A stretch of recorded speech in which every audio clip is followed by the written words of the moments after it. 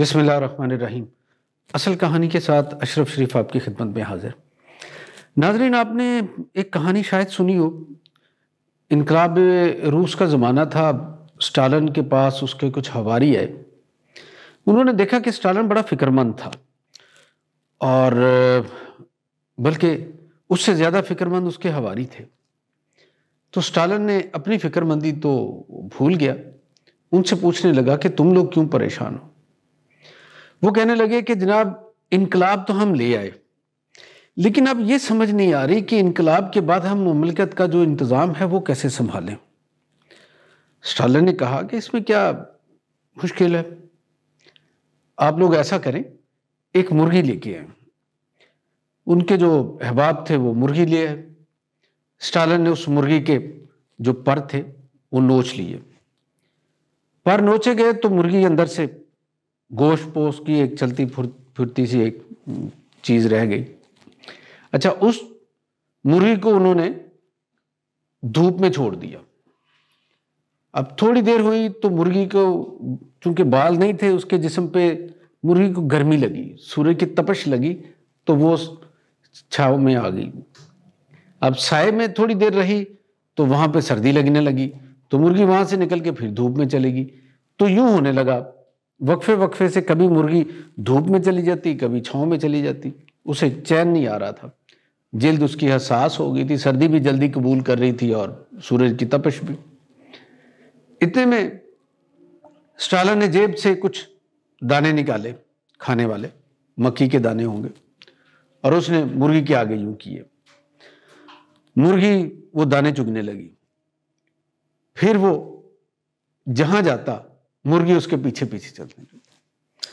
Stalin نے اپنے دوستوں کو کہا کہ حکومت کرنے کا یہ گر ہے، جن طبقات پہ آپ نے حکومت کرنی ہے ان کے پر اس طرح سے نوچ لو کہ انہیں نہ سردی میں چین آئے نہ گرمی میں، اور پھر وہ تمہیں اپنا نجات دہندہ سمجھیں اور تمہارے پیچھے پیچھے پھرتے رہیں۔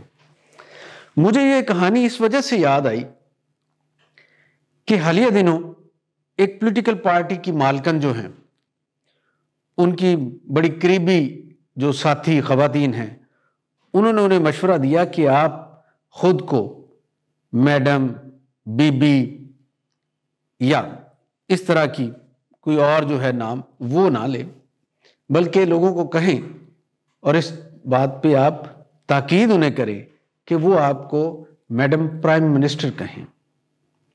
یہ خاتون ابھی تک پرائم منسٹر نہیں بنی، وہ وزیر بھی نہیں بنی، وہ کسی صوبے کی وزیر اعلیٰ بھی نہیں رہی، لیکن ایک پارٹی کی چونکہ وہ مالکن ہے، تو اس وجہ سے خوشامد کرنے والی خواتین نے ان کو مشورہ دیا، ایسی کچھ خواتین جو ان کی ترجمان بھی ہیں ان کی پارٹی کی، اور وہ انہوں نے سنجیدگی سے اسے لیا۔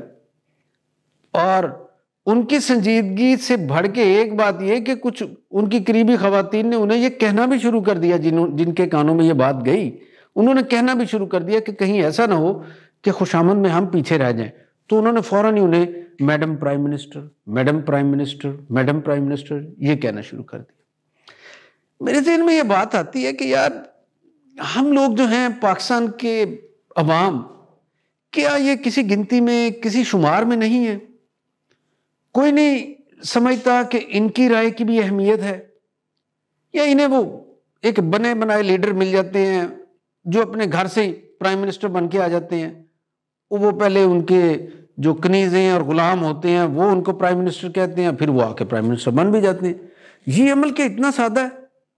پھر مجھے لگا کہ شاید کچھ طبقات کے لیے یہ اتنا سادہ ہی ہے، جیسے کہ اگر آپ جانتے ہوں تو آپ نے یہ ضرور سنا ہوگا، نہیں جانتے تو میں آپ کو بتا دیتا ہوں کہ جناب آصف علی زرداری صاحب، آپ کو پتہ ہے کافی عرصہ ہوا ہے بطور صدر وہ ریٹائر ہو چکے ہیں، ان کی مدت ختم ہو گئی، اب وہ ملک کے صدر نہیں ہیں، سابق صدر ہیں، لیکن پوری پیپلز پارٹی اور تمام پیپلز پارٹی کے کارکن جو ہیں وہ ان کو کہتے ہیں جناب صدر زرداری۔ اسی طرح سے میاں نواز شریف کی پارٹی کے جتنے لوگ ہیں، ان کے جتنے ساتھی ہیں، وہ انہیں اب بھی یہ کہتے ہیں جناب پرائم منسٹر۔ یہ چلن جو ہے یہ بنے بنائے پرائم منسٹروں کا، بنے بنائے صدور کا، یہ اب کب ختم ہوگا؟ وہ جو لوگ کہتے ہیں نا، اور خاص طور پہ وہ خاتون جو مالکن ہیں، وہ کہتے ہیں لوگوں کے پیٹ میں ایسے ہی درد ہوتے ہیں۔ یہ کوئی وراثتی نہیں ہے، یہ جمہوری پارٹیاں ہیں۔ یہ انہوں نے لیکچر دیا اس پہ، اور بڑی ناراضگی کے ساتھ، جب ان کی پارٹی کے بھی کچھ لوگوں نے اس پہ اعتراض کیا کہ انہیں بڑا اہم عہدہ دے دیا گیا، تو انہوں نے اس پہ اعتراض کیا اور یہ کہا کہ لوگوں کے پیٹ میں ایسے ہی درد ہوتا ہے، یہی تو جمہوریت ہے ان کے لیے۔ اور پھر ان لوگوں کے لیے یہ بات میں کہہ رہا ہوں جو میری بات سن رہے ہیں، جو سمجھنا چاہ رہے ہیں کہ پاکستان کا مسئلہ وراثتی جماعتوں کی وجہ سے کیوں ہے۔ ہوتا یہ ہے کہ جب الیکشنز آتے ہیں تو ایک پارٹی جس کے پاس دکھانے کے لیے ایک لیڈر ہوتا ہے، ایک شخصیت ہوتی ہے، وہ کہتے ہیں جناب یہ بڑا خوبصورت ہے، یہ سچ بولتا ہے، جناب یہ بڑا بہادر ہے، یہ لوگوں پہ کو گولیاں دیتا ہے، یہ کسی کو خاطر میں نہیں لاتا، یہ اس نے فلاں ملک کو دھمکی دے دی، اس نے فلاں جگہ پہ جا کے یوں چھلانگ لگا دی، یہ الٹا ہو گیا، یہ سیدھا ہو گیا۔ اس طرح سے ووٹ لیے جاتے ہیں۔ کوئی یہ نہیں بتاتا کہ ہماری پارٹی کے پاس منشور کیا ہے، کوئی یہ نہیں بتاتا کہ عوام کو جو بھوک کا ایک سامنا ہے اس سے نجات کیسے ہوگی، ملک کو جو خارجہ محاذ پہ چیلنجز ہیں ان سے کیسے نجات ہو سکتی ہے۔ کوئی نہیں یہ جانتا، نہ کوئی اس کی پلاننگ کرتا ہے۔ اس کا نتیجہ یہ ہوتا ہے کہ لوگ مجبور ہو جاتے ہیں کہ ایسی پارٹیوں کو چننے پہ یا ایسے لیڈر کو چننے میں جس کے پاس منشور نہیں ہوتا، اس کی بس ایک شخصیت ہوتی ہے، وہ کسی بھی رنگ میں لوگوں کے سامنے آ جائے۔ تو دنیا میں کہیں ایسا نہیں ہوتا۔ تو یہ جو زور دیتے ہیں کہ جناب وراثتی جماعتیں ہی جمہوریت ہیں، تو یہ ان کے لیے ہے۔ میں سمجھتا ہوں کہ ہمیں وہ اسٹالن کی پر نوچی مرغی نہیں بننا، ہمیں ایک آزاد سوچ رکھنے والے، ایک باشعور پاکستانی کے طور پہ یہ دیکھنا ہے کہ ہمارا استحصال کس کس رنگ میں کون کون کر رہا ہے۔ یہ کہانی یقیناً آپ کے لیے فائدہ مند ہوئی ہوگی۔ اگلی نئی کہانی کے ساتھ پھر حاضر ہوں، اجازت دیجیے، خدا حافظ۔